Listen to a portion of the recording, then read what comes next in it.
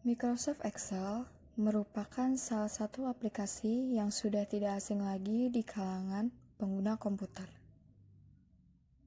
khususnya yang berhubungan dengan pengolahan data.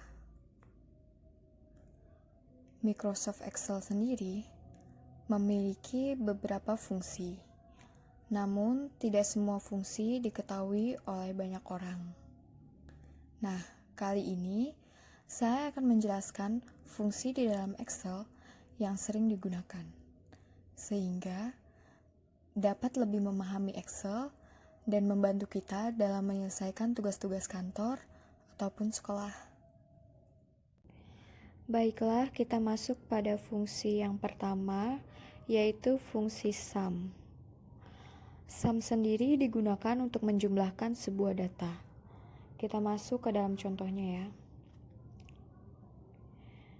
Nah, di sini saya sudah memiliki satu tabel yang berisi nama siswa dan nilai. Kemudian kita akan menjumlahkan nilai semua siswa. Caranya, ketik sama dengan, lalu sum, kemudian buka kurung, lalu blok semua nilai yang akan dijumlahkan. Kemudian enter. Nah, di sini sudah muncul jumlahnya yaitu 432. Selanjutnya yang kedua adalah fungsi count. Fungsi ini digunakan untuk menghitung banyaknya data. Kita langsung saja ke contohnya. Di sini saya memiliki tabel yang berisi nama siswa dan nilai. Kemudian kita akan mencari banyaknya siswa yang ada pada tabel tersebut. Caranya, ketik sama dengan, kemudian count, buka kurung, blok data yang ada pada range nilai, kemudian enter. Nah, di sini sudah muncul banyaknya siswa adalah 5. Kita lanjut ke fungsi yang ketiga, yaitu fungsi average. Fungsi ini digunakan untuk mencari nilai rata-rata dari sebuah data. Langsung saja ke contohnya ya. Di sini masih menggunakan tabel yang sama, tapi bedanya kita akan mencari nilai rata-ratanya.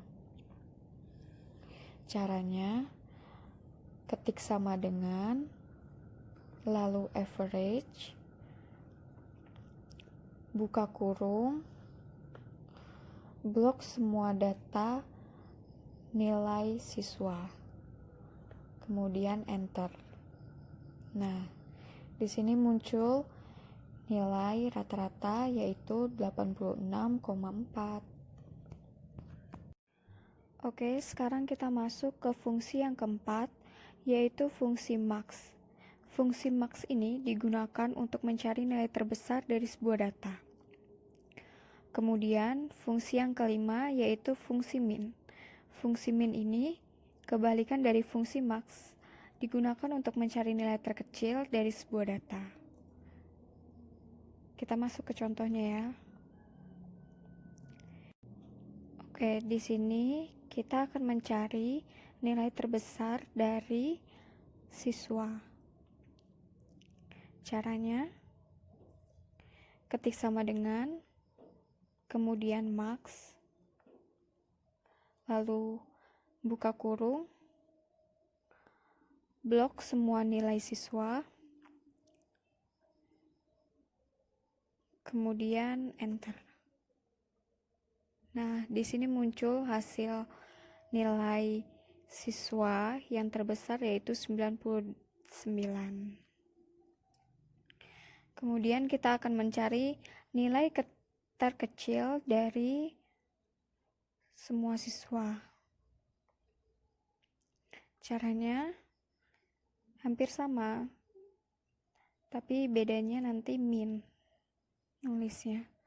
Jadi ketik sama dengan, kemudian min, buka kurung,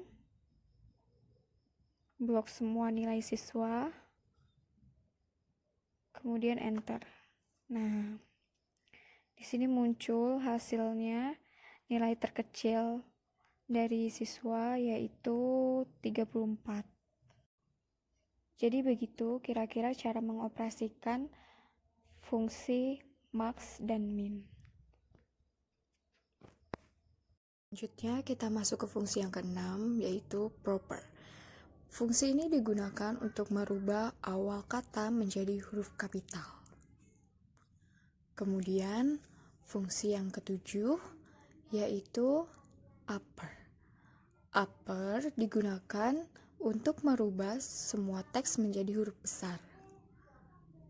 Kemudian fungsi yang ke-8 adalah lower. Fungsi ini digunakan untuk merubah semua teks menjadi huruf kecil. Baik, langsung saja kita masuk ke contohnya ya. Nah, di sini saya sudah memiliki satu kalimat, yaitu jangan lupa belajar. Propernya, caranya sama dengan proper, buka kurung, kemudian pilih kalimatnya, lalu enter. Nah, kalimat jangan lupa belajar sudah diawali dengan huruf kapital. Nah, kemudian upper. Upper ini akan merubah jangan lupa belajar menjadi huruf kapital semua. Caranya sama dengan upper, buka kurung, pilih kalimatnya, kemudian enter. Nah, sudah huruf kapital semua. Sekarang lower. Lower ini akan merubah jangan lupa belajar menjadi huruf kecil. Sama dengan lower, buka kurung, pilih kalimatnya, lalu enter. Oke, sudah menjadi huruf kecil semua. Kebalikan dari upper. Nah, begitu cara mengoperasikan fungsi dari proper, upper, dan lower. Selanjutnya kita masuk ke fungsi yang ke-9. Fungsi round. Fungsi ini digunakan untuk membulatkan angka desimal ke dalam digit yang Anda inginkan. Kemudian, fungsi yang terakhir yaitu fungsi len. Fungsi len digunakan untuk menghitung jumlah karakter teks. Kita langsung saja masuk ke contohnya. Di sini saya memiliki angka 10,6789.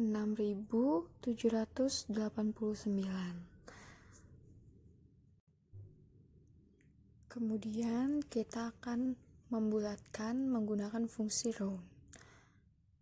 Caranya sama dengan round, buka kurung, pilih angkanya, titik koma, kemudian kita ingin membulatkan angka di belakang koma mau berapa nih. Jadi di sini contohnya kita kasih 3 angka di belakang koma. Jadi kita tulis 3 lalu enter. Nah, hasil pembulatannya adalah 10,679. Di belakang koma ada 3 angka sekarang. Kemudian yang len. Nah, len ini akan menghitung banyaknya karakter pada kata bahasa. Caranya sama dengan len, buka kurung, pilih katanya, kemudian enter. Oke, kata bahasanya berkarakter 6. Jadi, seperti itu cara mengoperasikan fungsi round dan learn. Oke, terima kasih. Semoga ilmunya bermanfaat.